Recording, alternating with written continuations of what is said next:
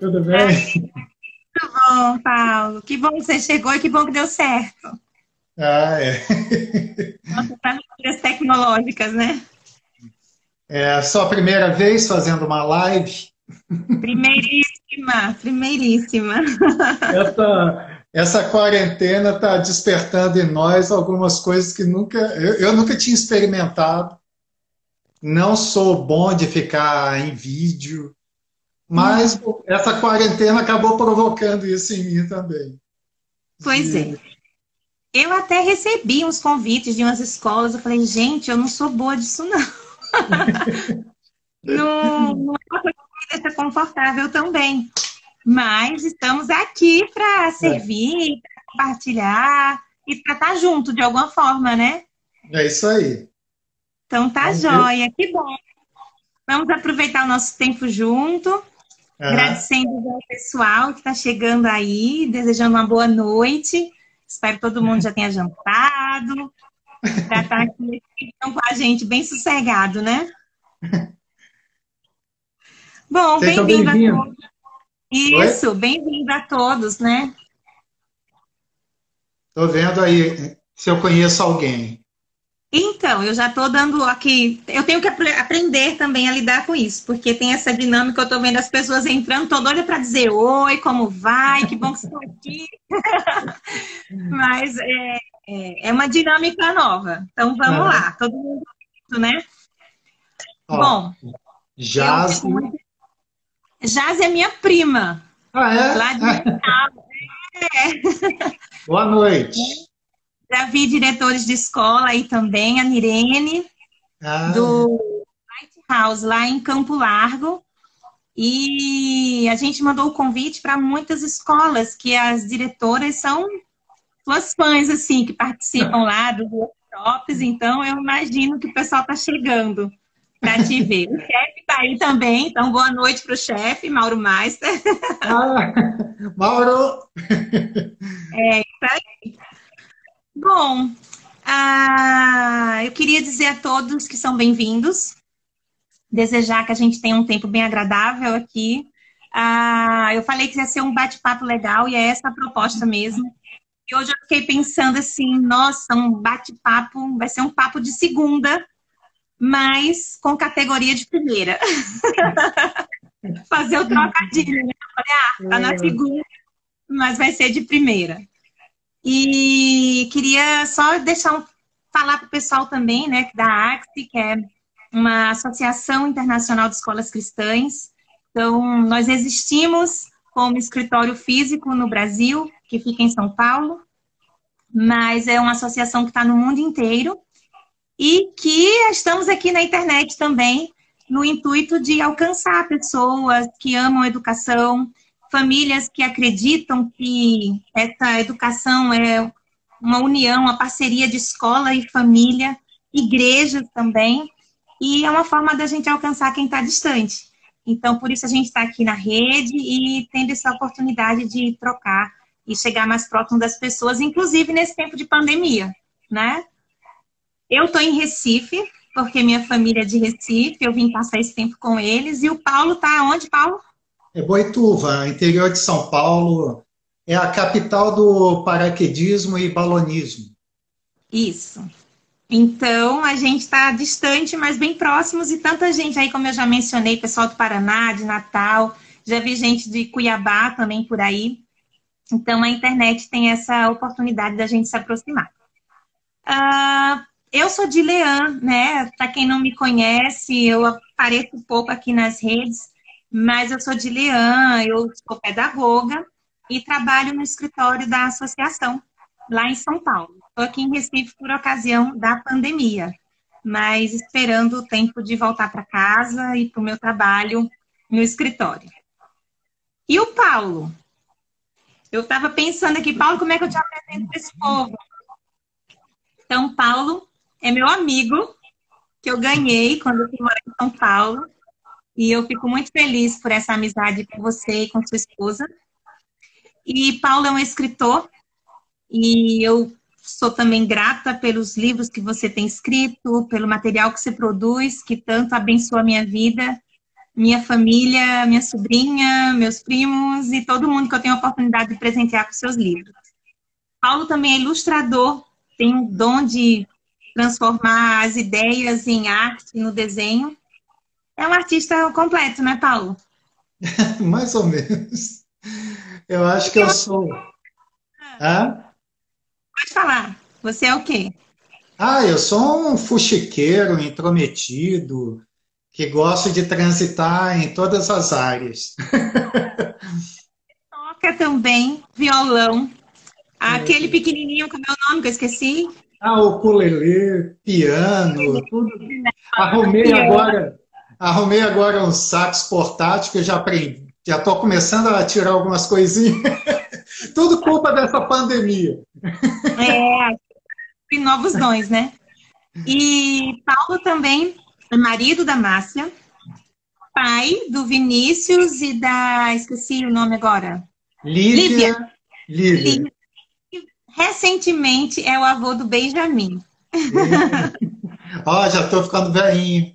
Tá aí vivendo a vida que Deus tem lhe dado com desfrutando de muitas bênçãos, né, Paulo? É isso Que aí. bom. Que o bom de ver a vida se desenrolando assim, naturalmente. Isso que é legal. Sem forçar a barra, sem antecipar fases. Deus está me proporcionando viver cada fase da minha vida e eu tento desfrutar de cada uma delas. Isso aí, que bom. E é assim mesmo. Ô, Paulo, vamos falar desse tempo de que a gente está em casa mais sossegado, ou não, né? Mas nós estamos mais em casa, reclusos por força das circunstâncias. E nessa parada obrigatória, a gente tem as perdas, mas tem ganhos também. E é uma oportunidade dos pais estarem mais próximos dos filhos. E é uma oportunidade também de resgate de algumas coisas que estavam meio que se perdendo no meio de tanta tecnologia, de tantas oportunidades, de atividades, né? As crianças e adultos estão envolvidas com muitas atividades. Não é um dia muito cheio, uma agenda cheia. Mas agora, nessa parada obrigatória, a gente tem a oportunidade de resgatar hábitos antigos. E aí eu queria que você falasse para a gente qual é a importância do hábito da leitura. O que é a leitura para você? Então, esse momento que a gente está vivendo, um pouquinho antes dele, eu já estava observando que a sociedade já estava surgindo alguns manifestantes de voltar às brincadeiras antigas, brincadeiras de rua. Muita gente das cidades grandes migrando para o campo para ter uma vida mais chamada slow life, a vida mais lenta. Então, eu comecei a observar isso. E o mundo já, pelo menos o Brasil, estava vivendo isso, um resgate de olhar o ser humano mais como um ser humano, e menos máquina. E voltando à época antiga. E o hábito da leitura é antigo, né? Pelo menos registros bíblicos, desde os faraós lá, que já tinham os escribas escrevendo aqueles pergaminhos deles lá. Então, a partir dali já começou o ser humano a botar a cabecinha para funcionar, o que significa aquilo. Imagina os desenhos lá dos hieróglifos egípcios, ensinar para a criança o que é cada desenho daquele, e a junção deles formava uma palavra, a partir da palavra, o entendimento dela. Então, essa pandemia veio, eu acho que, somar com esse momento que algumas famílias estavam necessitando de voltar à antiga. E agora todo mundo dentro de casa, lógico que alguns começaram a ver problemas nisso também, né? Tinham casais que só se viam no final do dia e agora estão se vendo diariamente. Começou a despertar algumas coisas, começaram a ver alguns espinhos que não tinham.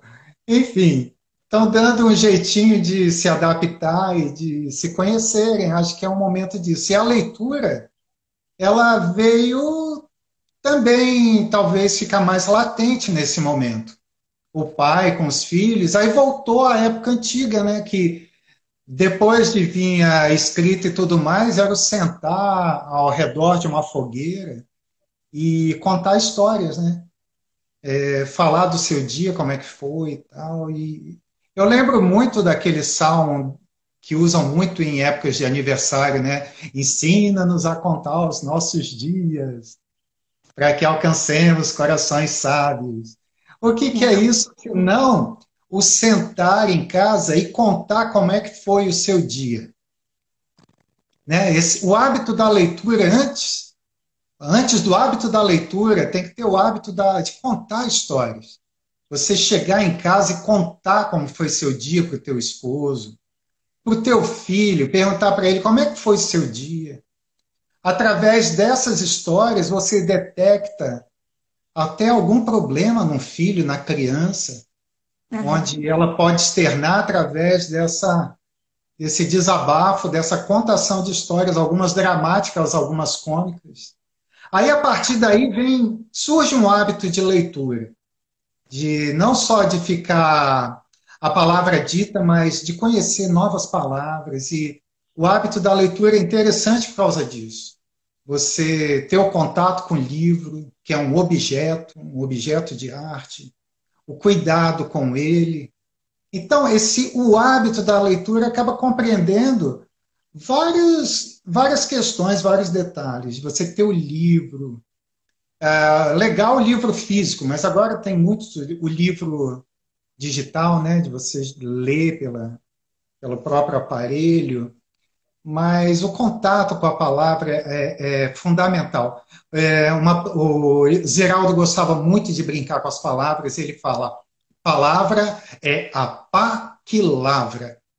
Então, é o contato com a palavra que cavuca o nosso coração, que lavra, para as sementes virem a ser depositadas nele e germinar alguma coisa. Sabe? É lendo a palavra de Deus que vai cair em solo fértil ou não, né? Alguém contando da palavra para nós ou para os outros, ela vai lavrar o coração e ver se vai germinar ou não, né? Então, a leitura é fundamental. E esse momento da pandemia, aí, da quarentena, é bem interessante para as famílias voltar a esse hábito antigo. Né? Quem não lembra da vovó contando uma história? E sabe o que é interessante? Sim. Recentemente, o Mackenzie fez um trabalho de pesquisa e o sistema Mackenzie de ensino está trabalhando também em cima dessa pesquisa da universidade, onde eles descobriram que o hábito de ouvir, a criança que tem a oportunidade de ouvir histórias contadas até os 5 anos, de 0 a 5 anos, elas têm muito mais facilidade no processo de alfabetização, o vocabulário é muito mais rico e a questão também de se expressar, a capacidade de se expressar é ampliada pelo hábito de ouvir histórias quando criança, logo na primeira infância. Então, isso é fantástico. Esse link que você fez de lembrar as histórias que a gente ouvia e as oportunidades da família de contar a história é muito rico mesmo. Esse material do Mackenzie, por sinal, eu participei dele com 8 histórias. E a proposta das histórias é essa mesmo, de relatar para a criança o dia a dia de uns personagens, né? E através desses relatos ela conhecer palavras fundamentais que vão ser colocadas no texto, né? Vai despertar esse interesse nela de conhecer a palavra. Né? Isso aí mesmo. Eu tive o privilégio de participar desse projeto. E você também participou do material da Axie, da série Caráter, onde desde 2007, quando a gente lançou o primeiro livro, tinha essa proposta.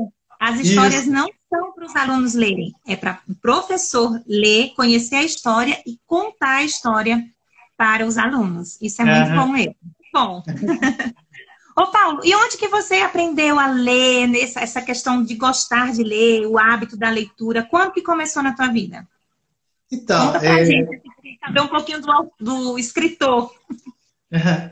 A minha casa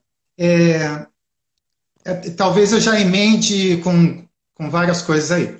Bem, a minha Tá. casa, eu tive uma família bem legal, todo mundo unido ali, irmãos mais velhos. Eu sou o caçula. Caçula geralmente é revolucionário, já tem uma série de estudos em cima disso. Caçula sempre sai um pouquinho diferente. E lá em casa foi assim. Eu tenho um irmão que muito ligado à arte também. Tem uma irmã também artista plástica. Então, na minha casa tem alguma vertente assim para a arte. E eles me influenciaram muito. O meu pai era doente, eu não tive um contato com meu pai assim, dele participar muito diretamente na minha vida. Eu acabei participando mais na vida dele, cuidando dele, né? Era uma doença degenerativa, mas que acabou resultando na minha vida de eu ficar mais em casa. Eu fui um garoto que viveu mais dentro de casa por conta do meu pai. Eu ajudava ele. Muitas vezes o povo, minha família ia para a igreja e eu era escalado a ficar com ele para cuidar dele, se ele precisasse de alguma coisa. E nesse cuidar, eu ficava lá na copa de casa, pegava umas folhas e comecei a dar meus primeiros rabiscos de desenho ali, juntamente na escola, com um amigo meu, Francisco, colega de infância, que me ajudou muito na paixão pelo desenho, e também algumas experiências escrevendo. Mas o meu pai, ele tinha uns livros dele que eu fuxicava as gavetas lá, encontrei alguns livros. Depois eu fui ver, eram livros bem históricos. Já vi alguns aí sendo relatados em documentários que ele tinha. E uma enciclopédia que nós tínhamos em casa de capa vermelha, que infelizmente os cupins fizeram a festa com ela, mas tinha ainda sobrou uma boa parte para eu ficar folheando e me Tá. influenciou muito, muito, muito na leitura, aquela enciclopédia. Passei muitas tardes na varanda, mas também brinquei na rua com meus colegas e tudo mais. Fui muito eclético. Transitei em várias áreas assim, mas o momento de ficar em casa, na minha caverninha ali, era para eu criar minhas coisas, meus desenhos, minhas primeiras experiências, meus primeiros ensaios também de escrever alguma coisinha, né? Foi assim que iniciou tudo, né? Aham. Mas tinha, assim, na família, alguém que lia, que você via, que te inspirava, que te motivava? Teu pai, eu não sei a situação dele, mas ele era uma pessoa que lia, de você vê-lo lendo, um tio, um avô, alguma coisa do tipo, ou não? Então, meu pai não. Hum. Quando eu acordei para a vida, ele já estava, a doença já tinha cometido muito ele, comprometido muito. Mas a minha mãe falava que ele escrevia poesias e tudo mais, tinha algumas poesias dele, que Tá. ele era muito bom em matemática. E mais um grande referencial na minha vida, e um testemunho é a minha própria mãe. Ela foi uma católica ferrenha, e Hum. depois, ao conhecer meu pai, veio para o evangelho, assim, para o lado protestante. Enfim, ela, depois que aprendeu a ler, ela não sabia nada. Quando ela aprendeu a ler, já em idade avançada, ela devorava livros. Ah, que Ela lindo. cuidava do meu pai, cuidava dos afazeres de casa. Quando ela tomava o banho dela, ela almoçava e depois ia para o quarto, tinha sempre um livro que ela estava lendo. Isso Ah, daí. E o contar histórias em casa era com meus irmãos, contando muitas vezes histórias de terror, brincadeiras assim, que me estimulava muito a mente também. Um sim. irmão, nossa, quando faltava luz lá em casa, tinha um irmão meu que ele criava muita coisa e alimentou muito a minha mente e me instigou Aí. muito para o desenho também. A minha Ah, irmã, que é artista plástica, já casou nova e já saiu de casa, foi para outro estado. Então, mas esse outro irmão me influenciou muito, criando objetos, brinquedos com sucatas. Então, eu tive um laboratório muito bom em casa, assim, na medida do possível. Sim. Então, eu tive um pouquinho de influência de tudo. Isso tudo mostra para nós o seguinte, voltando à questão da leitura. E eu tomo como base o livro lá de João, o Evangelho de João, logo no iniciozinho, né? E o Verbo se fez carne. Isso daí, eu digo para pai, para educador, para todo mundo, o verbo se tornar carne. A palavra, se ela não for vivida, se ela não se tornar carne, de nada vale. Ia ficar só o Uhum. registro ali. O que, que é esse tornar carne para mim? Na questão do Evangelho, foi próprio Cristo ter se habitado conosco aqui. Uhum. Mas o que, que é o verbo, é a palavra, se tornar carne? É a nossa língua falar, contar. O verbo se tornar carne, objeto palpável. É um livro sempre à mão. Uhum. Tornarmos a palavra disponível à criança, materializada através, primeiramente, de um exemplo, você. Nós, Uhum. a criança precisa de exemplo. E eu digo até mais do que disciplina. Ela precisa de exemplo. E o exemplo, acima de tudo, nesse momento da leitura, do adulto se tornar esse referencial. Ô, Paulo, então talvez você esteja falando algo que eu percebo nos teus textos, né? Que a boca fala, no seu caso, a mão escreve o que está no seu coração, né? Aham. A sua mensagem, o seu texto, tudo aquilo que você produz tem um link que é muito claro. É meio o livro de Esther, que não está clara ali a palavra Deus, É, mas está na essência, está é. entrelaçado em tudo que você escreve, os valores, os princípios cristãos. Então, isso é proposital ou é porque realmente é o que está no seu coração?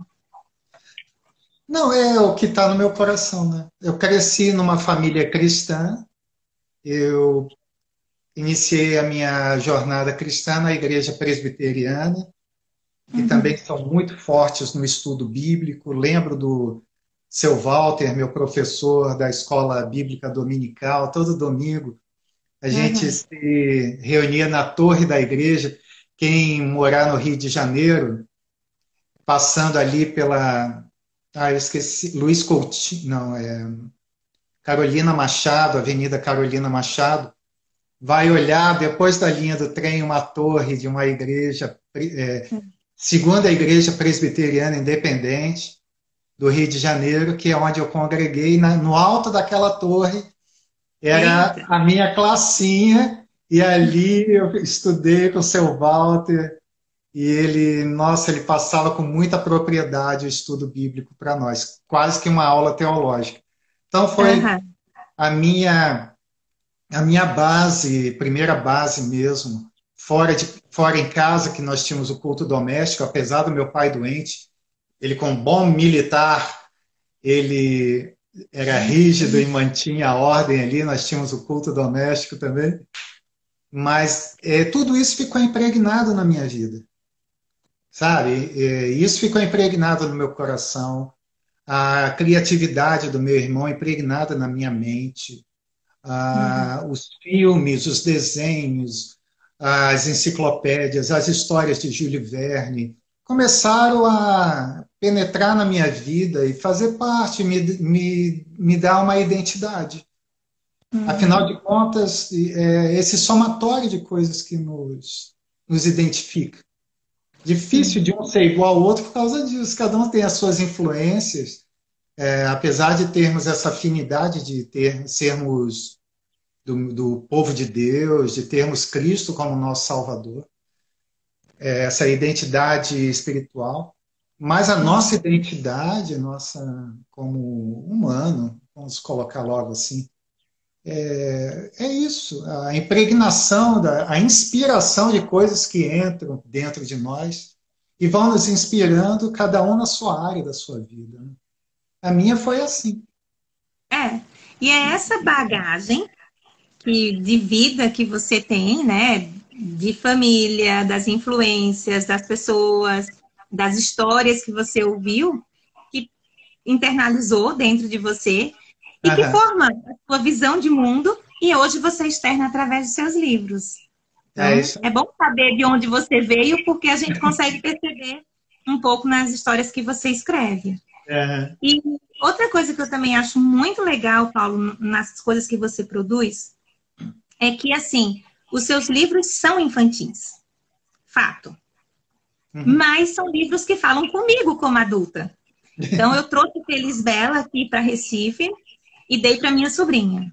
E Feliz Bela é um livro de textos curtos, né? Mas, assim, é um livro tão profundo que ela entendeu a mensagem, mas é uma mensagem que também falou para mim como adulto. Também Aham. me ensinou.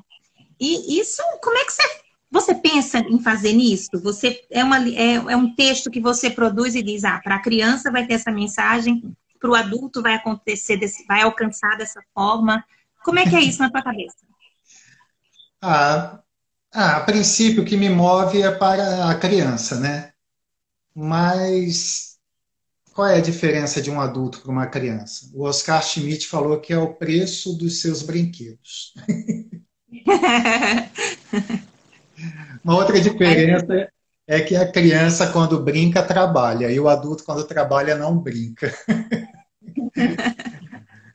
Mas acaba sendo, tendo uma carência, algo dentro do adulto, uma produção tanto infantil quanto propriamente para ele, se há dentro de nós algo latente querendo ser saciado, acaba falando, né? Acaba tocando. Eu tenho o livro Rabinho da Lagartixa e Outras Histórias, que eu ouvia adultos falando que é o livro de cabeceira deles. E eu gosto de escrever bem praticamente, eu sou uma pessoa prática, não Uhum. faço muito floreio, sou muito óbvio. As minhas histórias têm começo, meio e fim. O meus não tem muito, não pega muito os caminhos, não faço algo muito complexo. Apesar de um livro meu, Cardia, ele é um livro de RPG, ele é complexo, que vai para vários caminhos. Eu Mas gosto de cá. eu gosto de uma história que atinja o objetivo dela bem esclarecido, como o livro de Provérbios, para construir mesmo, ser um tijolinho no caráter da criança, bem definido, sabe? Então, as minhas histórias são assim. E os adultos acabam, eu acho que muitas vezes quer algo fácil de diluir, né? Uma vez falaram, uma vez falaram que meus livros eram aquele mel que as mulheres hebreias passavam no bico do peito, assim, para a criança agarrar e chupar tudo que tinha ali Ah, na jornada pelo deserto. Então, elas passavam melzinho para a criança agarrar e vamos embora. O que tem para hoje, pega, porque amanhã a gente não sabe. Aí ela falou assim: a tua literatura é como esse mel. Ela dá um gostinho para a gente querer buscar mais, mais e mais. Então, assim, eu vejo isso. São histórias que ficam um gostinho de quero mais. Não isso. fica muitas vezes enfadonho, e a pessoa lê, depois volta no livro, relê, descobre coisas novas. Eu escrevi depois eu fiz a história da lagartixa separada, né? No APC, o meu rabinho sumiu. Uma escola de princípios extraiu dali tantos princípios que eu falei, gente, eu nem tinha pensado nisso. Mas você viu, é aquela coisa natural que já estava dentro de mim, que vai Uhum. sendo externado através da palavra, do texto, que é um subconsciente que vai se expondo sem o próprio consciente aqui, eu, perceber. Aí você lê e descobre coisas aí num texto que você pode julgar infantil, mas vê coisas profundas, até filosóficas, mas que está dentro de mim, que é a minha essência, né? E Uhum. a obra que eu escrevo acaba refletindo de alguma forma isso daí.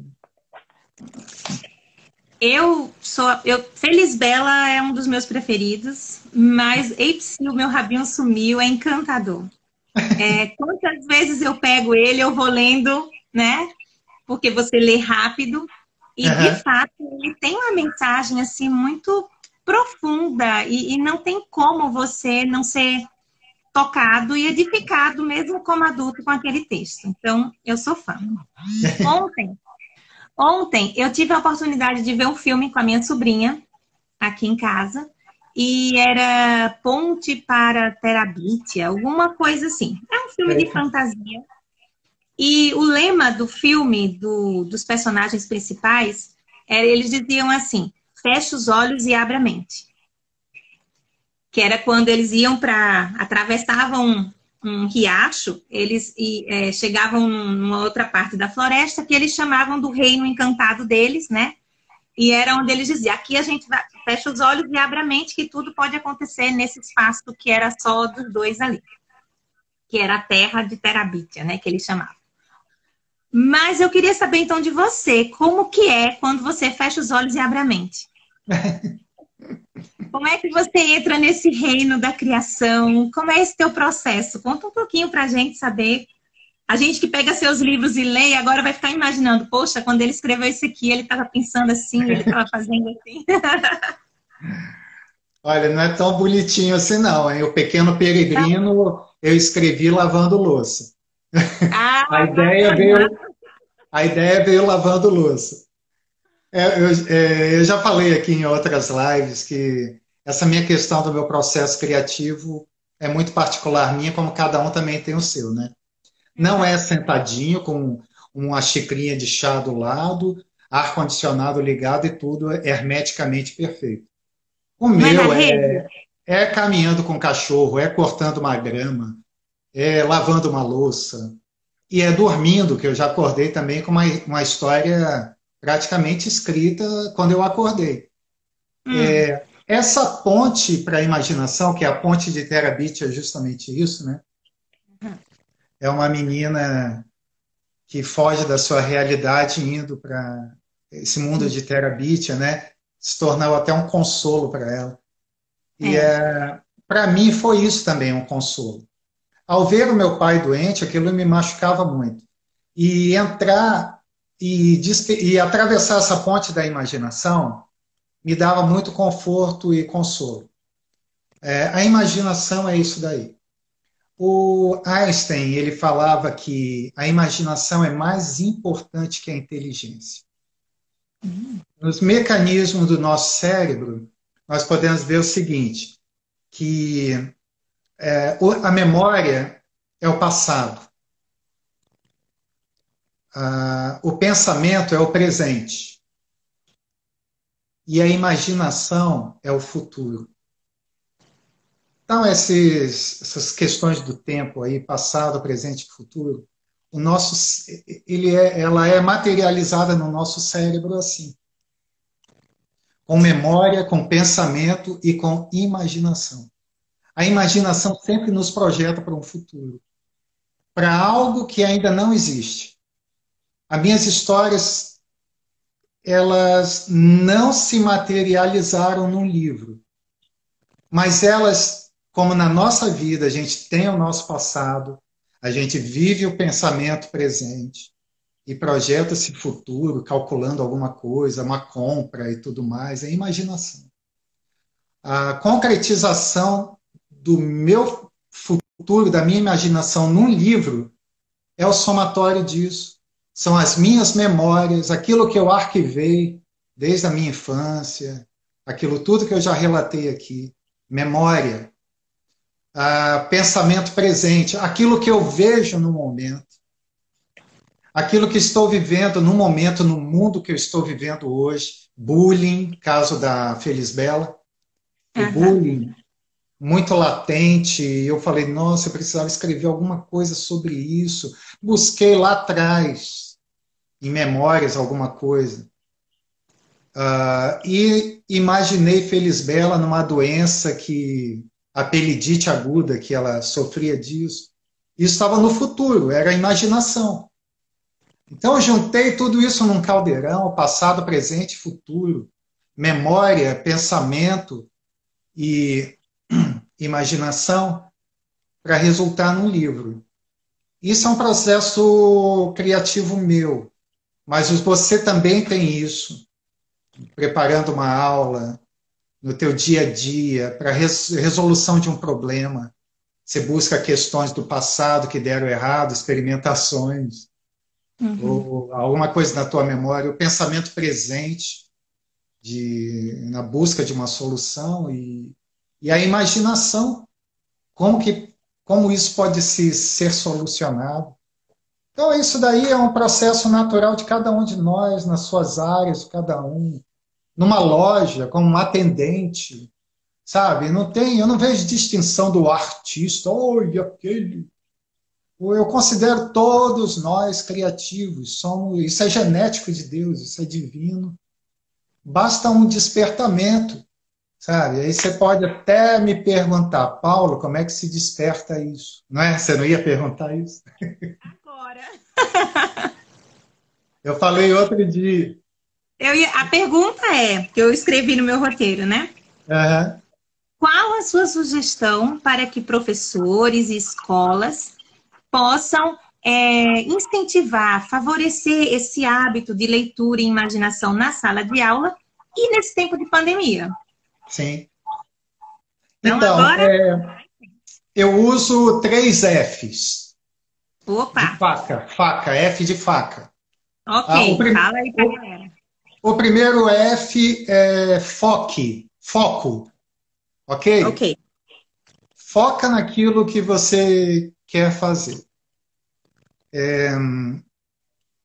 Sabe as empresas de marketing e tudo mais, publicidade, eles se reúnem e fazem o brainstorm, né?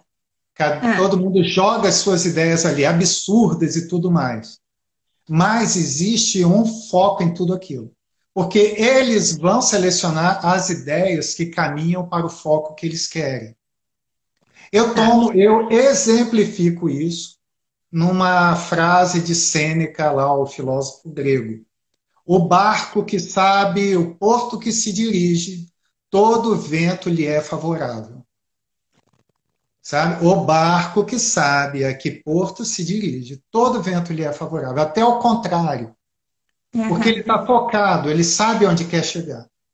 Eu, quando estou querendo uma história, eu já tenho mais ou menos o que eu quero abordar nela. Então, certo. o meu foco, eu já limpei várias coisas. A minha questão era o bullying com a Feliz Bela. Eu não ia ficar pensando em outras questões que não fosse aquela. Então, já comecei a selecionar tudo que abordava sobre o bullying. Pesquisei sobre o comportamento, como ele se estabelece e tal. Começou a me dar base para eu me nortear na escrita da história. Tá?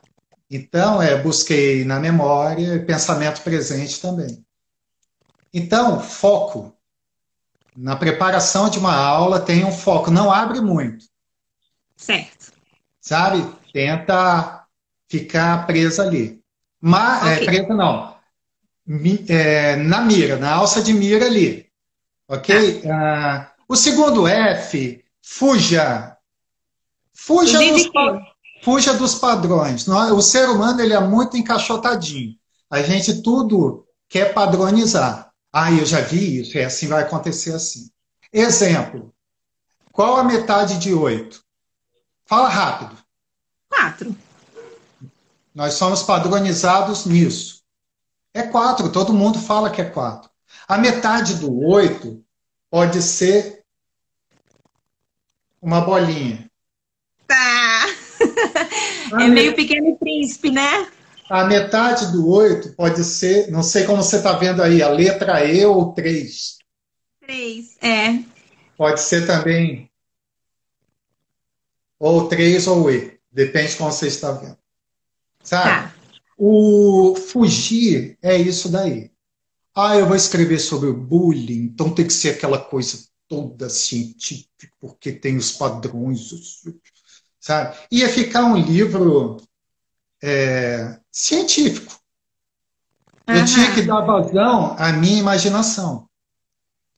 Massa. Aí entrou a doença, que fazia a cara da menina ficar com a cara do apelido.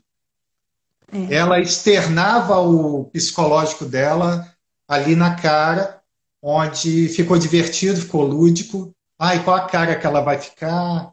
Sabe, para a criança ficou um viés interessante dela ficar com a carinha e a criança começa a ver assim, quando você faz bullying com a pessoa, você não sabe o que está acontecendo dentro dela, né? Aham. Sabe?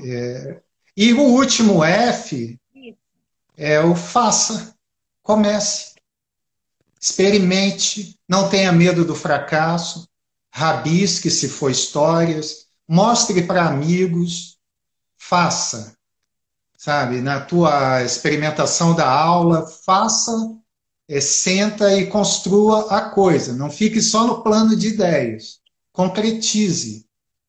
Isso você vai viver a experiência do fazer. E fique preparado, porque poderão rejeitar, poderá receber um não, poderá ser incompreendido, mas também você poderá abrir um novo horizonte. O Duchamp, que era um artista, ele, do início desse século, né, do século passado, digamos assim, ele colocou um mictório numa exposição. Muito famoso essa obra dele, um mictório, porque É. ele começou a falar que cada objeto em si é uma obra de arte. Ele quis desmistificar aquela coisa que tem que ser assim para poder estar exposto numa galeria, sabe? Ele experimentou e se tornou pai aí de um movimento que todo mundo em Deus adora, Deschamps e Duchamp, não sei muito bem como se pronuncia. Mas os impressionistas começaram a pintar de uma forma, jogava ali as cores, sem aquela coisa, aquela definição que era o acadêmico, aquela coisa perfeita que até então a obra de arte tinha que ser assim. Sofreram ataques terríveis, mas foram os pais da pintura moderna, das novas experimentações, e mais pagaram preço, mas foram reconhecidos depois. Então, faça, experimente e algumas vezes dê a sua cara a bater. Esteja preparado, porque o mundo está aí aberto para sim, para o não. Você tem que estar preparado para isso. Não pode ser muito melindroso, não. Afinal de contas, você está experimentando. Você Uhum. está iniciando alguma coisa na sua vida, um processo, um estilo. É assim, eu imagino. Eu imagino. Então, os professores, nesse tempo, eles têm 3 Fs. Focar no Fugir, objetivo, fugir do óbvio dos e padrões. fazer isso. Fazer algo novo, arriscar É isso. e levar os alunos nessa jornada também, não é? É Então, isso aí. vamos aprender a sair daqui hoje com esses 3 Fs para a vida também. Ô, Paulo, a gente tem um tempinho e eu queria que você contasse uma história pra gente ainda hoje. Ah, tá bom. A Virgínia, eu tô tentando acompanhar aqui as perguntas do pessoal, e a Virgínia perguntou assim: Paulo, o que é que você produziu nessa pandemia? Nesse tempo, o que é que você fez? Ah, eu comprei um brinquedinho maravilhoso. Não, É não, um. não é disso. Hã? É o Ela disse quê? assim: você produziu algum livro novo? Vai ter livro novo? Vai, mas eu estou falando que eu comprei um brinquedinho que voltou, a infância voltou, entrou em mim de novo. É uma prancheta digital que eu estou desenhando diretamente nela. Então tem facilitado a minha vida. Eu não preciso mais ficar cheirando tinta. Eu não preciso mais ficar todo melecado de tinta. Eu não preciso mais armar aquele circo todo para poder produzir uma ilustração. Eu já faço tudo direto nela. Então, imagine, a minha cabeça já está fervilhando de coisa. Mas já está saindo aí, já está na gráfica esse aqui. Oba! Qual é o título, Paulo? Para a gente está em verso. Fábulas para a Vida, que é naquela mesma receita de fábulas, só que o diferencial, tá vendo aqui que está em inglês, né? Fables for Life. É um livro bilíngue, as histórias são recontadas de uma forma, como é que deram o nome? Dinâmica, sei lá o que dinâmica. Peraí. Equivalência dinâmica. Elas são recontadas no inglês. Então, tá um livro bem interessante, tem uma ilustração aqui, ó. Essa eu já fiz na minha pranchetinha digital. Oh, que massa! Deve ser mais rápido também, né, Paulo? Isso. Então, menos cansativo para mim, afinal de contas, meus olhos já estão cansados, minha mão também. Então, veio assim numa época da minha vida muito boa. Então, esse daqui já está na gráfica e já tem um outro aí que você está dando uma olhadinha nele. Vão ter vários estilos literários. E eu também já estou fazendo as ilustrações aqui. Daqui a pouco vai sair isso também. Então, essa pandemia está sendo bem produtiva para mim, além dessas lives, contação de histórias que eu estou fazendo. Está mexendo comigo. Legal. E eu tô mesmo aqui, viu, gente? Eu tenho essa amizade, parceria com o Paulo, e me sinto muito honrada de poder ler os livros assim, em primeira mão, e poder trocar com você ideias. E hoje eu já tô lendo, comecei a ler, né? Essa nova produção que está saindo aí. E já posso adiantar que Paulo está casando e casando com os temas exigidos pela BNCC. Então, vem coisa boa por aí, podem esperar. Paulo, falando de livros e de livro novo, conta pra gente da Debs Editora. Eu acho que é um ganho seu e um ganho para todo mundo, assim, da comunidade cristã, que pode ter, assim, acesso a você através dos seus livros e de sua editora. Fala um pouquinho pra gente da Debs. Agora a gente tá com 15 minutinhos, tá? Tá, vou falar em 5 minutos. Surgiu naturalmente, como eu falei lá no início, que eu vivo as fases da minha vida, não forço barra, nada. Eu vivi toda a caminhada de que um escritor pode viver, junto às editoras, na luta pelo primeiro livro, enfim. Tudo isso eu vivi. E a Deb surgiu naturalmente. Agora, minhas próprias ideias eu estou conseguindo produzir. Nós temos 4 títulos, vou mostrar para vocês. O APC, o meu rabinho sumiu, que é da lagartixa que perde o rabinho e vive correndo atrás dele, esquece de um pequeno detalhe que eu não vou falar, e no final do livro surpreende a todos. Então, essa ilustração eu ainda fiz na técnica antiga, mas ele é muito bonito, muito interessante para a educação infantil, com uma mensagem muito joia.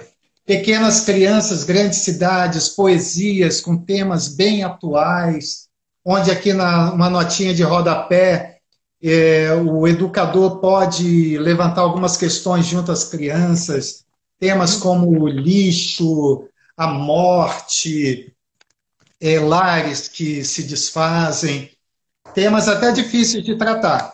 Teve uma escola que crianças foram até no psicólogo depois que leram a poesia sobre o luto, que eu falo, né? Choraram muito porque tratava de uma cachorrinha que havia falecido e foi uma história real que aconteceu comigo. Esse Pequenas Crianças, Príncipes, Princesas e Princípios, que eu abordo alguns princípios na vida de crianças que são tratadas como príncipes e princesas porque vivem numa cidade chamada Reinópolis. Esse livro acompanha um suplemento educacional que eu fiz, está muito joia também, escolas estão fazendo trabalhos muito interessantes. A Viagem de Titus, que é um foguete. Então, esse foguete ele vive uma frustração na vida dele, numa viagem pelo espaço, mas acaba encontrando vários personagens que nos representa na nossa vivência, nossos encontros, desencontros, nossas frustrações. Ele representa a nossa própria vida e também com ilustrações interessantes, que fala uma mensagem muito jóia. E ele pode se tornar uma peça teatral muito legal, porque tem todos os é bem narrada a história, né, pelos personagens. Ele pode se tornar uma peça teatral bem jóia para as escolas. Então é isso. A Deb está vindo aí com essa proposta diferenciada, histórias que trabalham a imaginação, a fantasia, mas sem esquecer o conteúdo de uma boa mensagem que agregue valor à vida da criança, né? Esse é o nosso Isso diferencial. mesmo. Fantástico. Ô, Paulo, e então passa rapidinho, porque eu quero ir para a história com tranquilidade. Passa rapidinho os teus contatos aí da Debs, do Paulo, como as pessoas podem te achar. A Debs é arroba, né, que é o endereço do Instagram, arroba Debs Editora. Tá. O meu canal no YouTube é Paulo Debs, digitou Paulo Debs. Minha página de Facebook, Paulo Debs. É mais o que tem? E-mail, paulodebs@yahoo.com.br. Se quiser mandar mensagem para mim, quiser... o meu WhatsApp, se quiser conversar comigo também, prefixo 15 981 770000. Estou aí. É isso aí. Que bom, que bom. Vai ser fácil de te achar. Então, Paulo, conta pra gente um pouquinho, uma nova história inédita pra gente terminar essa noite. E depois a gente tem um tempo de agradecimento e tal, mas vamos te ouvir. Olha, Paulo, eu estava pensando, já que o tema foi quarentena, né? Tem uma história que uma coruja contou, que ela vive numa floresta, que eu peguei a história, que está no livro Histórias da Velha Coruja, de um tal Paulo Debs. E eu dei uma incrementada nela hoje, falei assim, eu acho que eu vou contar essa história. Fala sobre quarentena, né? Todo mundo está nas suas cavernas. Então, vamos falar um pouquinho de caverna. E essa caverna tinha um bicho que morava nela. Há um bom tempo ele não saía de lá. Era um puma. Sabe aquela onça norte-americana? Ele vivia ali, enclausurado por um bom tempo, com medo de sair. Sabe por quê? Ele havia sofrido uma cicatriz muito profunda. Era um tiro de um caçador que passou de raspão, mas acabou traumatizando o nosso amigo aqui. E ali ele ficava na caverna, escondido, com medo da vida. Mas um dia, ele arriscou. Sentiu vontade de ir até o lago das águas cristalinas. Ai, que saudade! Então, ele colocou a cabeça para fora da caverna, olhou para lá e para cá, e desceu a colina até o riacho das águas cristalinas. Nesse caminho, ele viu uma raposa ligeira passando. Mas ao olhar essa raposa, ele viu algo bem diferente nela. Faltava um pedaço da sua cauda. E ele perguntou, curioso, o que havia acontecido. A raposa explicou para ele. Os caçadores armaram uma armadilha e eu fiquei presa nela, mas consegui escapar, mesmo faltando um pedaço da minha cauda. Afinal, eu estou viva! E continuou seu caminho pela floresta. O nosso amigo Puma continuou seguindo até o riacho. Um pouco mais à frente, ele viu uma lebre. Uma lebre faceira também, toda alegre. Mas faltava um pedaço da orelha dela. Curioso, ele chegou para ela e também perguntou, lebre, você toda feliz assim, mas falta um pedaço da sua orelha. Puma, esse daqui foi um caçador que me pegou e tentava tirar meu couro, mas eu fugi. Ele arrancou um pedaço da minha orelha, mas não importa, eu estou viva! E saio correndo feliz da vida. O puma continuou e chegou até o lago, o riacho das águas cristalinas. Quando enfiou a cabeça para beber a sua água fresquinha, eis que viu um urso enorme. Mas faltava também uma parte nele.